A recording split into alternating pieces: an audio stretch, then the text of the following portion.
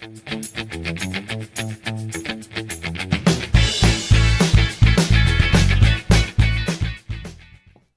again. Let's play a game together.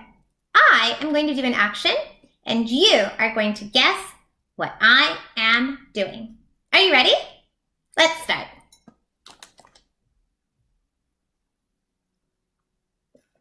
What am I doing? What am I doing? I am drinking water. Did you guess that correctly? Good job. Okay, are you ready for the next one? What am I doing?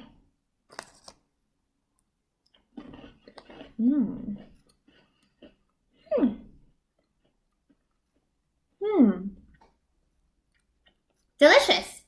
What am I doing? I am eating a cookie. A very, very tiny cookie. Did you guess that one correctly? Great job.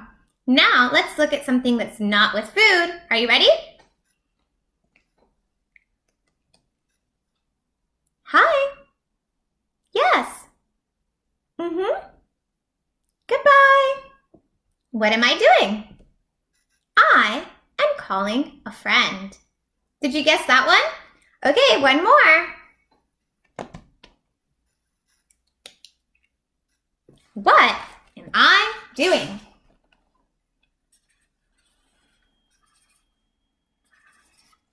What am I doing with this notebook and this marker? What am I doing? I am writing or pretending to write in my notebook. I am writing in my notebook. For example, I am writing my name, Alina. Okay, so these are all actions that I am doing right now, but they're not actions that I always do. So I'm going to tell you about my afternoon routine. In the afternoon, I always eat a snack and drink something. But I don't always eat cookies. But now I'm eating cookies. And I'm drinking water.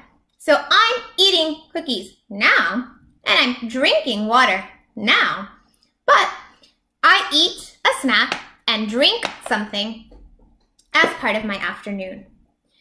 Also, as part of my afternoon, I call someone. I usually call someone. But right now, I am calling a friend. But sometimes I call my mom or my sister. But right now, I'm calling a friend. Okay, so for things that we do as part of our routine, we use the present simple, like I eat, I drink, or I call. And for things that we're doing right now, we use the present continuous, like I am eating, I am drinking, and I am calling. Now, let's talk about the present continuous and present simple in a little bit more detail. Let's look at the present continuous together. Remember, we use the present continuous to talk about something that is happening right now. And we form the present continuous by using the verb to be and forming it according to the subject, and then adding the verb plus ing, verb plus ing. For example, I am talking.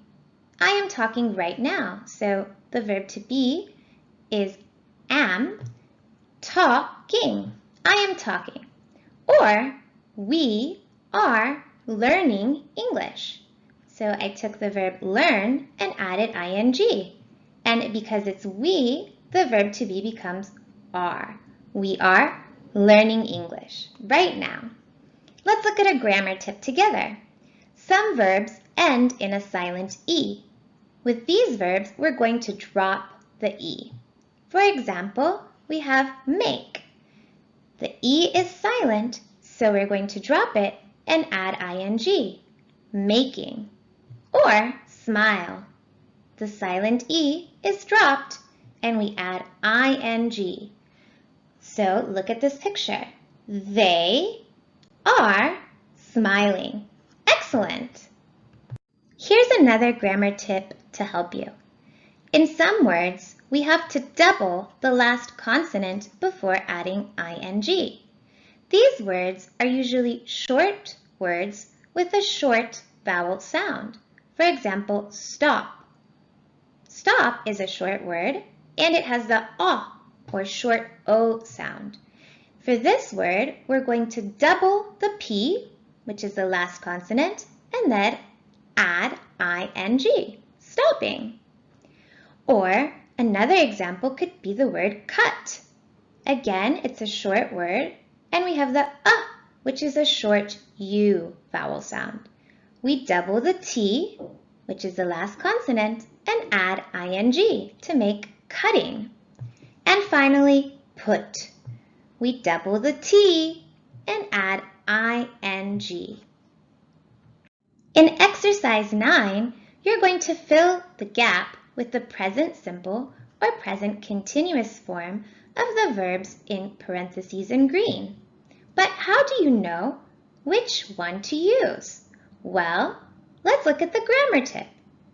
The present simple is used for routines, and the present continuous is used for things that are happening right now and that will end soon.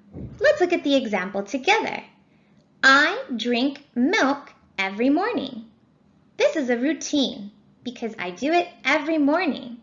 That's why I use the present simple with drink. Now we have another example. I am drinking milk now.